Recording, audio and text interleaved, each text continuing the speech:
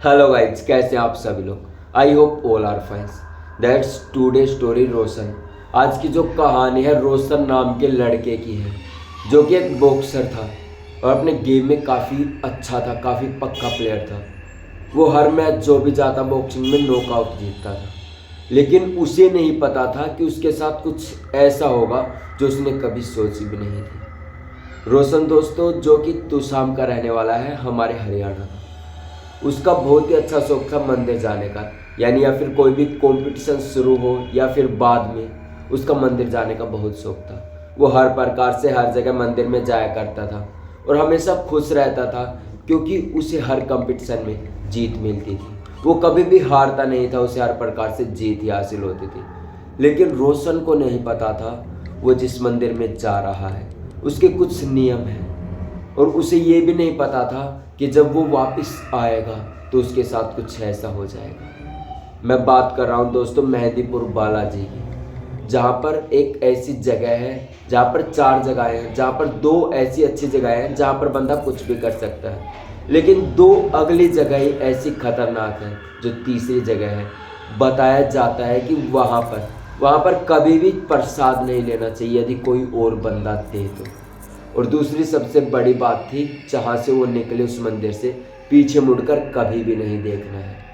और ये दोनों ही हरकत रोशन ने कर दी थी, और रोशन का इस चीज़ पर ध्यान भी नहीं रहा, क्योंकि रोशन गेम में पक्का था। तो वहाँ के आसपास डोसा जो ज़िला है मेहंदीपुर बालाजी, वहीं पर उसके आसपास कोई गेम्स हो रहे थे, यानी खेल हो रहे थे, जहाँ पर रोशन ने कंपटीशन में हिस्सा लिया था। वहाँ पर रोशन गया हुआ था, लेकिन उसे नहीं पता था कि उसके साथ कुछ ऐसा होएगा जो उसने सोची नहीं थी। सबसे पहले रोशन का कंपटीशन जो था वहाँ पर ख़त्म हो चुका था, शाम का समय था। रोशन अब मंदिर आ चुका था अपने हाथ वाथ जोड़ने के लिए, यानी पूजा पाठ करने के लिए। रोशन थोड़ी देर तो वहाँ पर बैठता है, करीबन 4:30 बजे का समय था शाम का।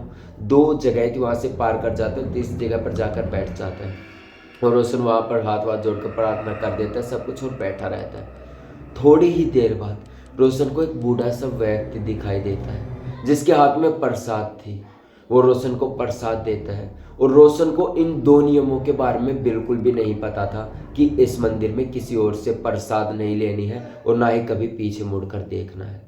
रोशन इन चीज़ों से बिल्कुल अनजान था, और रोशन को अब भी नहीं पता था। रोशन उस बूढ़े आदमी से प्रसाद ले लेता है और खा लेता है, और फिर वापस आने का समय हो चुका था, करीबन 6 बजे का समय था। ये जो समय था गर्मी का ही समय था, मतलब 8-9 बजे तक दिन छिप जाता है, 8 साढ़े 8 बजे तक। तो रोशन जाता है, प्रसाद लेता है, सब कुछ आ जाता है। जब वो गाड़ी लेकर वहाँ से निकला तो रास्ते में उसकी गाड़ी वो चला रहा था, तो अचानक ही पता नहीं गाड़ी में क्या हुआ कि वो जो स्टीयरिंग था जो चला रहा था, वो स्टीयरिंग घूम गया और जो गाड़ी थी किसी जगह पर टक्कर लग गई। तो रोशन तुरंत अपने पापा के पास फ़ोन करता है और पापा को बताता है कि पापा ऐसे ऐसे बात हो गई, गाड़ी की टक्कर लग गई और पता नहीं अचानक क्या हुआ।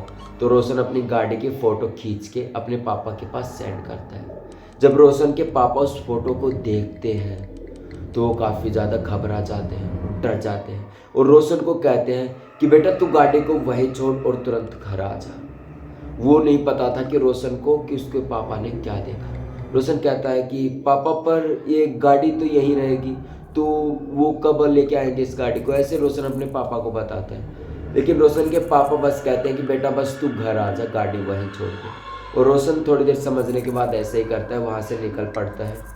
और थोड़ी आगे चलने के बाद जैसे मेन मार्केट होती है जहाँ पर बसें जाती हैं, जो बस स्टैंड होते हैं, वहाँ से जब गुजर रहा था तो रोशन के सामने एक बस आती है। रोशन उसे हाथ रुकवाता है, और जब वो बस को रुकवाता है करीबन 50 से 100 मीटर ही चली होगी और बस का अचानक टायर फट गया। अब रोशन को समझ नहीं आया कि भाई शाम का समय भी हो चुका था, 6 सवा 6 बजे का। तो रोशन को समझ नहीं आया कि बस में क्या दिक्कत होगी। बस का जब टायर फटा तो रोशन नीचे उतर गया, बाकी की सवारी भी जो सवारी थी वो दूसरी बस में बैठ गई, और रोशन भी थोड़े से समय बिताने के बाद, करीबन 15 से 20 मिनट बिताने के बाद एक और दूसरी बस वहाँ पर आती है।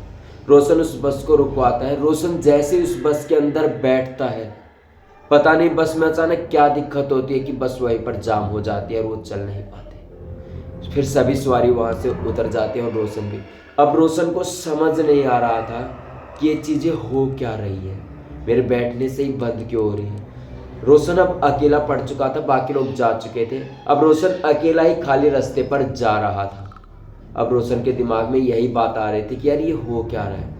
तभी तीसरी बस आती है, रात का करीबन 8:30 बजे का समय था। रोशन उस बस को रुकवाता है और उस बस में बैठता है और वो बस बिल्कुल ओके चलती है। रोशन उस बस बैठ में चला जाता है। जब रोशन अपने घर पहुंचता है, अपने मम्मी पापा से मिलते हैं। करीबन 9 बजे का समय हो चुका था। रोशन जब अपने मम्मी पापा से मिलता है तो उसके मम्मी पापा बहुत ही ज़्यादा घबराए हुए थे, क्योंकि रोशन को नहीं पता था उसने जो फोटो सेंड की थी वो वाकई काफ़ी डरावनी थी। रोशन के पापा ने जब सब कुछ रोशन को बताया तो रोशन के पैरों तले जमीन खिसक गई। रोशन को जब फोटो दिखाई तो उस फोटो में, उस गाड़ी में रोशन के अलावा 2 लोग और बैठे थे, यानी 2 स्पिरिट्स, आत्माएं, राक्षस थे जो रोशन को दिखाई नहीं दे रहे थे। रोशन का पारा गर्म हो चुका था। अगले 2 दिन तक रोशन को बुखार रहा और रोशन ने जब इस मंदिर के बारे में, टेम्पल के बारे में रिसर्च की, तब उसे पता चला कि वहाँ के 2 नियम बहुत ही कड़े हैं, यानी बहुत ही मानने लायक है और वो माने जाने चाहिए। पहला नियम था कि जब भी मंदिर में बैठो, वहाँ से निकलो तो पीछे मुड़कर कभी नहीं देखना है। और जो दूसरा मंदिर का नियम था, किसी भी अनजान व्यक्ति से प्रसाद नहीं लेनी है, जो कि रोशन ने ली थी और रोशन के साथ ये सब कुछ हुआ। अब रोशन बिल्कुल घबरा चुका था, उसे समझ नहीं आया।